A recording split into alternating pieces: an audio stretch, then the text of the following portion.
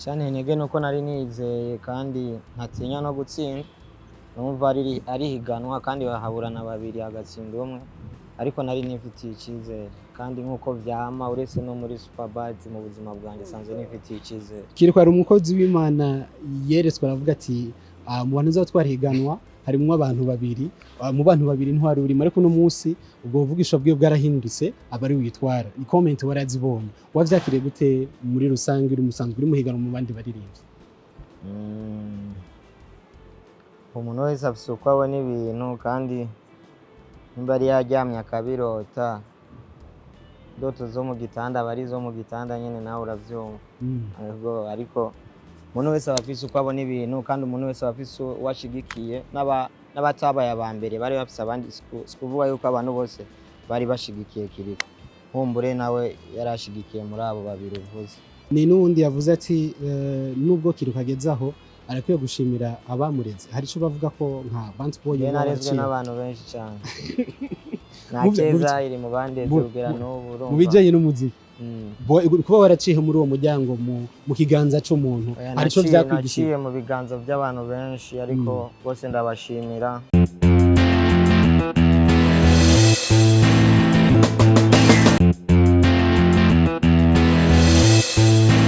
Yes, bakunze open mic. My name is Patrick. Ndi kumwe na Kirikou AKILI, murimvyi w'umwaka muri SuperBeat. No musi uhagaze ku modoka yawe nziza imeze cyane. Uba wiyumva gute muri rusange no musi ugiye kuronka ingendeshwa yawe biciye mu muziki wakoze kuva kera no musi kurakora kugira ngo ushobore kwiteza imbere? Mba numva ari ikintu ciza mu rugendo rwanje rw'umuziki, kandi mba numva ari n'ikintu ciza ku muziki ndundi no kugwaruka. Ubu nibaza ko ata muvyeyi yobuza umwana wiwe gukora umuziki. Ico coco. Ni higanwa ko murahiganwa n'abantu benshi. Wari isure neza ijana kujana uzi yuko uzoronka imodoka uno munsi. Wabifata gute? Vyaguciyemo gute kugira biyandikishe? Niki cyaguteye intege kugira ngo wumve ko ushobora kwiyandikisha mu bandi baririmbyi? Cyane intege nuko nari nizeye kandi ntatinya no gutsinda, numva ari higanwa kandi bahaburana babiri agatsinda umwe, ariko nari nifitiye icizere kandi nkuko vyama uretse no muri Superbat mu buzima bwanjye sanzwe nifitiye icizere. Indirimbo ahanihe urugendo rwawe kugira ngo ushobore kuyikora yaba muri studio no kwandika, yarakoroheye nk'izindi ndirimbo, yarakugoye nk'izindi ndirimbo maze gukora, byari bimeze gute muri rusange? Ahaniye niyo ndirimbo nakoze itangoye cyane, ariko naje gutangara abantu biyumvise kubera n'indirimbo naririmbye niririmba cyane. Ni yahe mudu mu kwandika wari urimo? Hari umuntu wari kurabwira, hari ubutumwa washaka gushikiriza abandi bantu kugira bumve aho wavuye naho washitse kare? Akaba ari indirimbo wasohoye uri mu gihugu ca Suisse. Nyene dusanzwe turirimbira abantu, nawe turirimbira impene cyane turirimbira abantu, nanjye ndafise abantu bagiye banshi intege. Nabivuze yuko ari indirimbo ifatiye ku buzima bwanje ku bice byinshi, ariko kandi naririmbye n'abandi, harimo n'ibindi naririmbye by'abandi ubona mu kibano wumva. Kirikou ni indirimbo abantu bako barakumenya cyane birushijeho aho bari basanzwe bakunze, aho kundwa n'abatama n'abagore canke imice yose y'abantu bose. Bagati no ndirimbo vraiment yari sawa cyane, no kugihe c'amatora baravuga ati idatwaye Kirikou tuzoba bazoba tudekoneye cyane. Nikeka jambo ushobora guhereza abakunzi ba muri rusange no munsi bagushigikiye n'uno munsi bakigushigikira? Je ndabashimira vyatsari kandi nzoba lift bose kwe, ntagire umuntu azobura uko ataha yagiye ku kazi igitoro azonelefone. Ariko ndabashimira cyane kubera ko niyo majwi menshi cyane mfise, abantu bantoye vyamaye amajwi menshi kurusha nuko niyamamaje, ko niyamamaje bifise amajwi make, ariko amajwi y'abantu bantoye niyo menshi. Rero ndabashimiye cyane, Imana ibahezagire.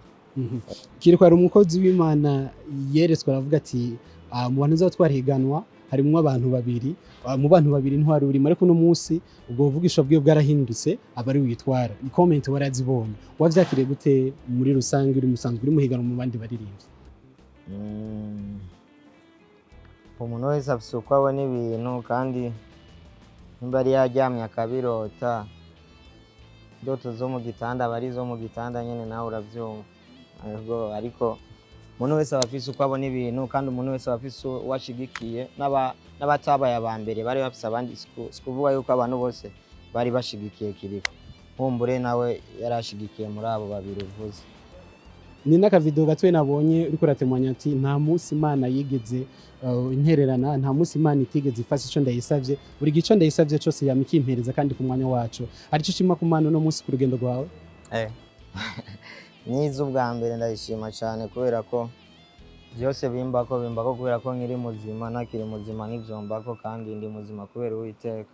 Ego. Famille kuri stage akaba ariyo bantu uvuga ati havuye Imana ndashimira umuryango ko niwo utuma umpa intege zo kuririmba. Hari ico ushimira ku muryango wawe no munsi kugira kuba Kirikou ashitse ngaha? Abashimira vyatari nanabivuze ko nino modoka naciye ndayibaha nigwabo.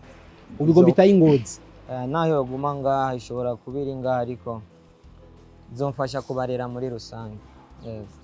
Ni Kirikou no mwaka nyene tuvuye muri vya SuperBeat mu Rwanda higeze kuba trend y'imisi 2 imisi 3 bamuzimije ko ivyuma nk'ubwa mbere. Kirikou arabyinshi bibaza ko ari ya base, hari benshi bavuga ati koko vy'ukuri n'ukuri vyari bimeze gute, twovuga ko ari ivyo canke atari ivyo muri rusange? Vyarashise ariko nyene ngo ni ivyuma bidasezerana. Good. Kandi ubwa mbere bavuga yuko hari umu DJ wahariya wari watoye ariko munyumuza gucagura uw'umurundi akiri mushasha mu by'ubuhinga bwo kuvuza indirimbo. Ariko uko biri kose nyene abantu bavuga ko ari byo banateguye baribesha kubera sino kwisenya jewe kandi nari mfise gahunda yo gukora igiteramo kiza mu Rwanda, rero nta muntu n'umwe yabonetse yabikoze ngira nyene ni kujya bavuga ngo ivyuma ntibisezerana.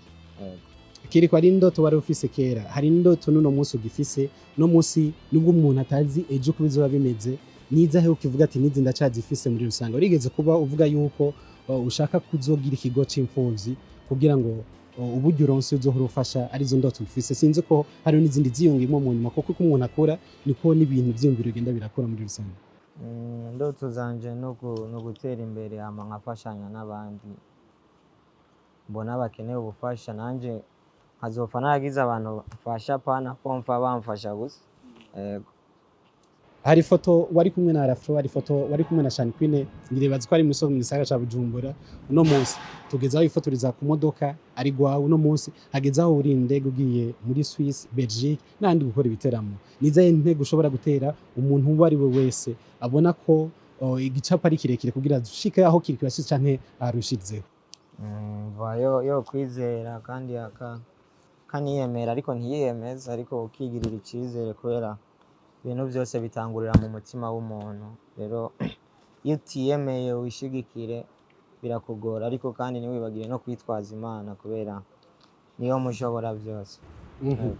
Tuje rero mu kintu kijanye na content, gukira content kuri page yawe, gukira content mu muziki yawe ubugira usohore, creativity iza gute, bigenda gute muri rusange kugira ngo ushobore gukira tujya tuntu?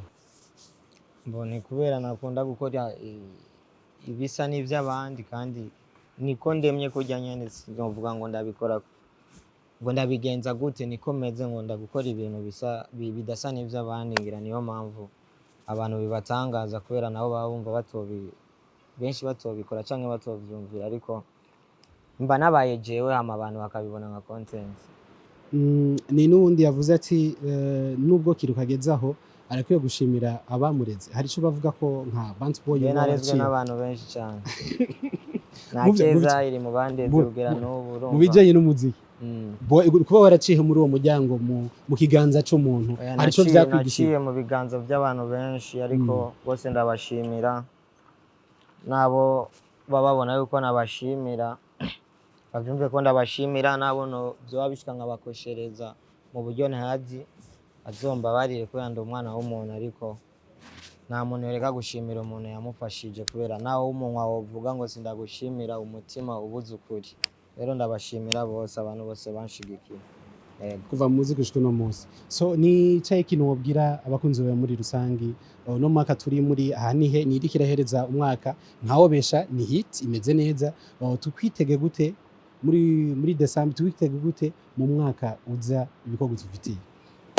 Je gahunda yanje no gukora umuziki mwiza kujya nyene sanzwe ndabikora, abantu bakazokwicagurira batanawukunze uwo nzosohora nzosubirayo kandi nkuko niye bayikunze, ariko nzosubirayo kandi sinita kuri resultat. Jewe numva nyene ndi umunyamuziki, numva naramaze kuba umunyamuziki, babikunda batabikunda nzosubirayo ngerageze tu. mu bintu bikugora iyo uriko urarimba ni audio mu bijanye n'amashusho ni ikicaye ikintu witaho cyane kuruta ikindi kugira ngo igikorwa cyawe gishobora gusohoka kimeze neza bigufata igihe kingana gute mbe uburyo bwo buba bungana gute?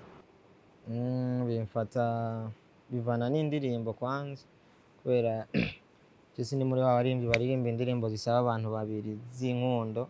Indirimbo zanje nyinshi mba nkeneye abantu, muri video birangora cyane kubera biba bisaba uburyo bwinshi, ariko muri studio hoho audio nibaza ko hakora impano cyane kurusha.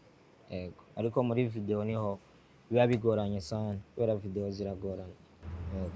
So reka nagushimiye tubwire n'akajambo ka nyuma tuzogaruka n'ikindi gihe ku bakunzi bawe muri rusange. Ewana, asante sana, ndashimiye abantu bose kweli banoye bakanshigikira.